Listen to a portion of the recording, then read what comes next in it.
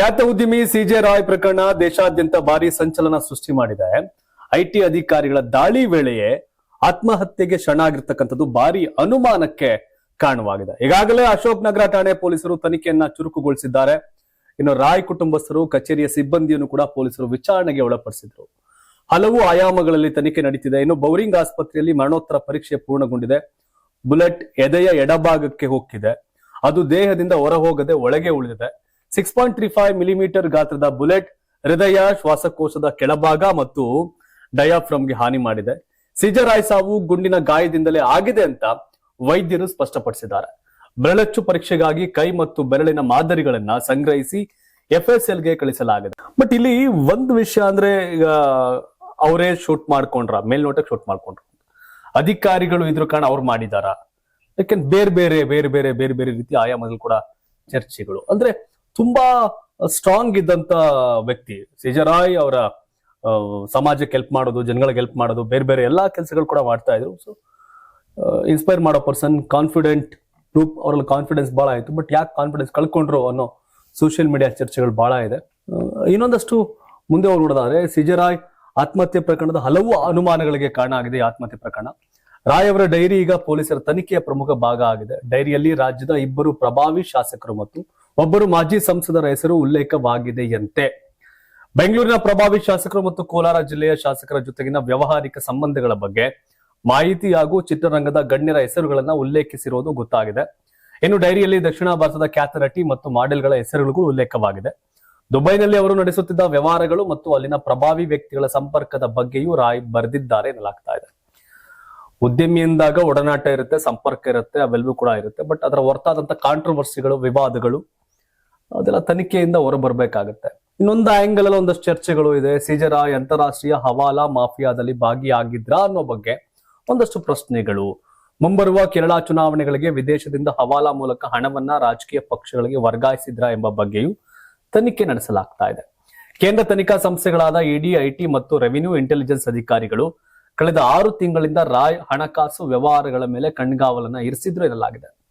ಇನ್ನು ರಾಯ್ ಅವರು ರಾಜಕೀಯ ಪ್ರವೇಶ ಮಾಡುವ ಯೋಜನೆಯನ್ನು ಹೊಂದಿದ್ರು ಎನ್ನಲಾಗಿದೆ ಮತ್ತು ಹವಾಲಾ ಹಣವನ್ನ ರಾಜಕೀಯ ಲಾಭಕ್ಕಾಗಿ ಬಳಸಿಕೊಳ್ಳಲು ಸಿದ್ಧತೆ ನಡೆಸಿದ್ರು ಎಂಬ ಅನುಮಾನಗಳನ್ನು ಕೂಡ ಕೆಲವರು ವ್ಯಕ್ತಪಡಿಸಿದ್ದಾರೆ.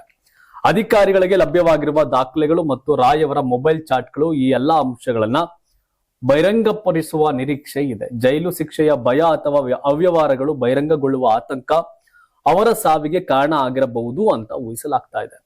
ಯಾಕಂದ್ರೆ ಇಷ್ಟೊಂದು ತುಂಬಾ ಸ್ಟ್ರಾಂಗ್ ಇದ್ದಂತ ವ್ಯಕ್ತಿ, ದಿನಕ್ಕೆ 100 ಜನಕ್ಕೆ ಮೋಟಿವೇಟ್ ಮಾಡಿದಂತ ವ್ಯಕ್ತಿ, ಸೋಷಿಯಲ್ ಮೀಡಿಯಾ ಮೂಲಕ ಲಕ್ಷಾಂತರ ಜನರಿಗೆ ಎಸ್ ಅಪ್ಪ ಬದುಕರಿಂಗ್ ಬದುಕ್ಬೇಕಪ್ಪ, ಈ ತರ ಇರ್ಬೇಕಪ್ಪ ಅನ್ನೋ ಇನ್ಸ್ಪೈರ್ ಮಾಡುವಂತ ವ್ಯಕ್ತಿ ಹಿಂಗಾದ್ರಲ್ಲ ಅಂತ. ಬಟ್ ಕಾರಣಗಳು, ಸಾಯುವಂತ ಕಾರಣಗಳೇನು, ಆ ಕಾರಣಗಳು ಯಾವ ಒತ್ತಡ, ಯಾರ ಒತ್ತಡ, ಯಾವ ಕಾರಣಕ್ಕೆ ಒತ್ತಡ ಅನ್ನೋದೆಲ್ಲವೂ ಕೂಡ ತನಿಖೆ ಲೆಕ್ಕಾಚಾರದಲ್ಲಿದೆ. ಇನ್ನೊಂದ್ ಕಡೆ ಸಿಜೆ ರಾಯ್ ಸಾವಿಗೆ ಆದಾಯ ತೆರಿಗೆ ಇಲಾಖೆಯ ಕಿರುಕುಳವೇ ಕಾರಣ ಅಂತ ಸಚಿವ ಪ್ರಿಯಾಂಕ ಖರ್ಗೆ ಗಂಭೀರ ಆರೋಪ ಮಾಡಿದ್ದಾರೆ. ಸರ್ಕಾರದೊಂದಿಗೆ ಹೊಂದಾಣಿಕೆ ಮಾಡಿಕೊಳ್ಳದ ಉದ್ಯಮಿಗಳನ್ನ ಕೈಗಾರಿಕೋದ್ಯಮಿಗಳೇ ಗುರಿಯಾಗಿಸಿ ಕೇಂದ್ರ ಸರ್ಕಾರ ದಾಳಿ ಮಾಡಿಸ್ತಿದೆ. ಐಟಿ, ಇಡಿ ಇಲಾಖೆಗಳನ್ನ ಬಳಸಿಕೊಳ್ತಾ ಇದೆ. ಇದು ಕಿರುಕುಳವಲ್ಲದೆ ಬೇರೇನೂ ಅಲ್ಲ. ಕರ್ನಾಟಕದಲ್ಲಿ ಇದು 3ನೇ ಅಥವಾ 4ನೇ ಪ್ರಕರಣ ಆಗಿದೆ. ಹೀಗಂತ ಕೇಂದ್ರ ಸರ್ಕಾರದ ವಿರುದ್ಧ ಪ್ರಿಯಾಂಕ್ ಖರ್ಗೆ ಗುಡುಗಿದ್ದಾರೆ. ಇದೇ ವೇಳೆ ಪ್ರಕರಣದ ತನಿಖೆಯನ್ನ ಮಾಡ್ತೀವಿ ಹಾಗೂ ಅಧಿಕಾರಿಗಳನ್ನ ತನಿಖೆ ಮಾಡ್ತೀವಿ ಅಂತ ಪ್ರಿಯಾಂಕ್ ಖರ್ಗೆ ಹೇಳಿದ್ದಾರೆ. ಅಧಿಕಾರಿಗಳನ್ನ ಬಳಸ್ಕೊಂಡು ರಾಜಕಾರಣಿಗಳನ್ನ, ಉದ್ಯಮಿಗಳನ್ನ ಟಾರ್ಗೆಟ್ ಮಾಡ್ತಾ ಇದೆ ಅಂತ ಹೇಳ್ತಾ ಇದೆ. ಬಟ್ ಫೈನಲಿ ಕೋರ್ಟ್ ಅಂತಿರುತ್ತೆ, ಅದನ್ನ ತೀರ್ಮಾನ ಮಾಡುತ್ತೆ. ಬಟ್ ಇದ್ರೆ ಅದು ತಪ್ಪು. ಐಟಿ, ಇಡಿ ದಾಳಿ ವೇಳೆ ಆಗಿದೆ ಅಂತಂದ್ರೆ, ದಾಳಿ ಹೇಳೋದು ಎಷ್ಟೆಲ್ಲ ತುಂಬಾ ಧೈರ್ಯವಾಗಿದ್ದಂತ ವ್ಯಕ್ತಿ ಯಾವ ಕಾರಣಕ್ಕೆ ಭಯ ಬಿದ್ರು? ಎಲ್ರಿಗೂ ಆಶ್ಚರ್ಯ. ಇನ್ನೊಬ್ಬ ಉದ್ಯಮಿ ಹತ್ರ ಮಾತಾಡ್ತಿದ್ದೆ, ಅವ್ರ ಸ್ನೇಹಿತರ ಹತ್ರ. ಶಿವಕುಮಾರ್ ಸರ್, ನನ್ ಮೇಲೂ ಕೂಡ 10 ಸಲ ದಾಳಿ ಆಗಿದೆ.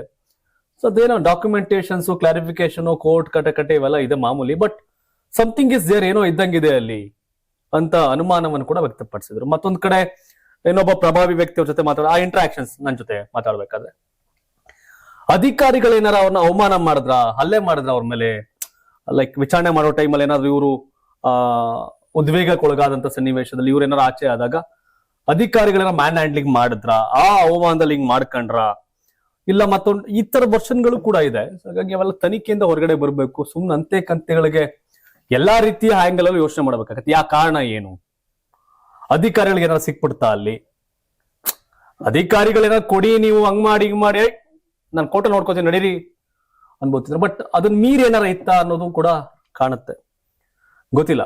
ಬಟ್ ದುರಂತ ಸಿಜರ್ ರಾಯ್ ಸಾಯ್ಬಾರ್ದಾಗಿತ್ತು ಅನ್ನೋದಷ್ಟೇ.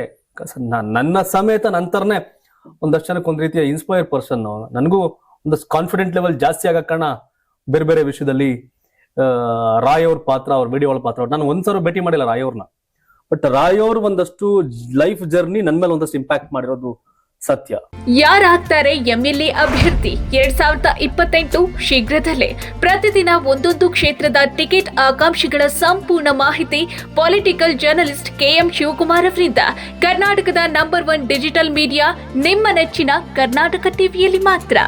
ನೀವು ಸಣ್ಣ ಆಗ್ಬೇಕಲ್ವಾ? ಅದು ಒಂದು ಉತ್ತಮ ಆಹಾರದಿಂದ ಸಣ್ಣ ಆಗ್ಬೇಕಲ್ವಾ? ಪ್ರತಿದಿನ ನಮ್ಮ ಜೀನಿ ಸ್ಲಿಮ್ ನ ಯೂಸ್ ಮಾಡಿ ಯಾವುದೇ ಸೈಡ್ ಎಫೆಕ್ಟ್ ಇಲ್ದಂಗೆ ನೀವು ಸಣ್ಣ ಆಗ್ತೀರಾ.